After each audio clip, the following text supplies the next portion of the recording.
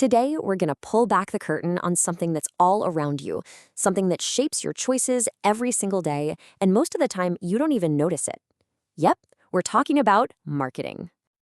You know that feeling, right? You're scrolling your feed, you're watching a show, maybe just walking down the street, and there it is, that little whisper, that nudge that's trying to get your attention, trying to get you to buy something. Well, you're not wrong. You are being marketed to. But it is so much more than just a flashy ad or a catchy jingle.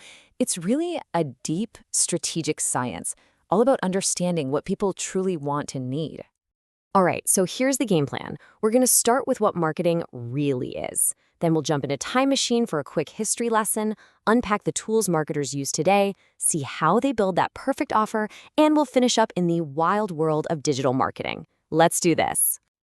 Okay, first things first, let's get this straight. Marketing is not just advertising. That's just the tip of the iceberg. Marketing is the entire process, the whole journey, from a simple idea all the way to a product sitting in your hands. Now, the official definition is a bit of a mouthful, I know, but the key idea in there is powerful. It's all about creating and exchanging value, not just for the company and not just for you, the customer, but for partners and even society as a whole. You know, when you strip away all the jargon, the marketer's job is actually pretty simple at its heart. Figure out what people truly need or want, and then figure out how to give it to them in a way that's profitable. That's it. That's the core mission. But here's what's really interesting. This whole idea of focusing so intensely on the customer, that's actually a pretty new concept. Marketing philosophy has gone through this huge evolution over the years. For the longest time, companies were really just focused on themselves. How can we make things faster? How can we sell more aggressively? The modern way of thinking completely flips that script. It puts you, the consumer, right at the center of everything. And this timeline just captures that journey perfectly. It all started with the product concept. If we make it cheap and available, people will buy it. Then came the product concept. Let's just build the best possible thing. But that led to the selling concept, which was all about pushing products on people, whether they needed them or not. It wasn't until the marketing concept that businesses finally had that haha moment. Wait, maybe we should start with the customer's needs first. And now we're even seeing the rise of the societal marketing concept, which thinks about our well-being and societies too. So how do companies actually do this? How do they put this customer-first idea into practice? Well, it's not just a nice thought. There's a really powerful strategic framework behind almost every single campaign you see. And it all comes down to a little 3-letter acronym you're going to start seeing everywhere now. STP. It stands for segmentation, targeting, and positioning. Think of it like a funnel. First, you take the huge, broad market and you slice it up into smaller groups with shared needs. That's segmentation. Then you choose which one of those specific groups you really want to talk to. That's targeting. And finally, you figure out exactly how you want your brand to live inside their minds. That's positioning. A perfect example is Nike, right? They don't try to be for everybody.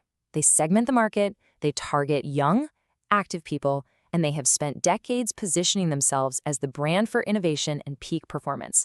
That crystal clear focus, that's pure STP at work.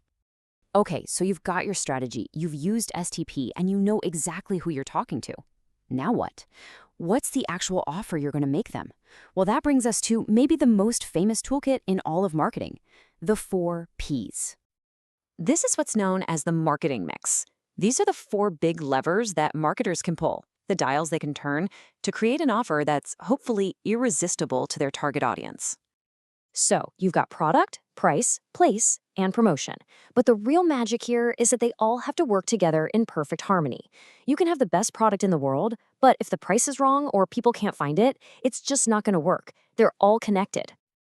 So first up is product. And listen, this is way more than just the thing itself. It's the branding, the packaging, the features, the customer service that comes with it. It's the entire bundle, the whole experience. Then you've got price. And price isn't just a number. It's a powerful signal. A high price can scream luxury and exclusivity, while a low price might say value and accessible to everyone. It's a huge strategic decision. Next is place, which is really all about access. How do you get your product into your customers' hands? Are you going to sell it directly from your own fancy stores, or will it be on the shelves of a local supermarket? That choice changes everything. And finally, we have promotion. Now, this is the part we all think of first, right? The ads, the social media campaigns, the sales. This is how a company shouts from the rooftops about its amazing product, available at the perfect price in a super convenient place. See how it all connects? Now, that classic four-piece framework is still the absolute foundation of marketing. But let's be real, the game is changing and it is changing fast. The playbook is getting new pages written every single day.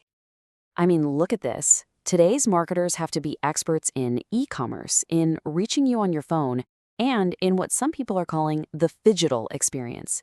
This cool blend of the physical and digital worlds, like with interactive kiosks in a store. But maybe the biggest change of all is the shift to relationship marketing. The goal isn't just to make one sale anymore. It's about earning your trust and your loyalty for the long haul. Think about loyalty programs, personalized emails. It's all about building a real connection and creating a customer for life. So there you have it. We've gone from the basic idea of marketing, through its history, and all the way to the modern digital playbook. You now have the decoder ring to see the strategy behind every ad, every price tag, every loyalty card you're offered. The playbook is open. So the only real question is, what are you going to notice today?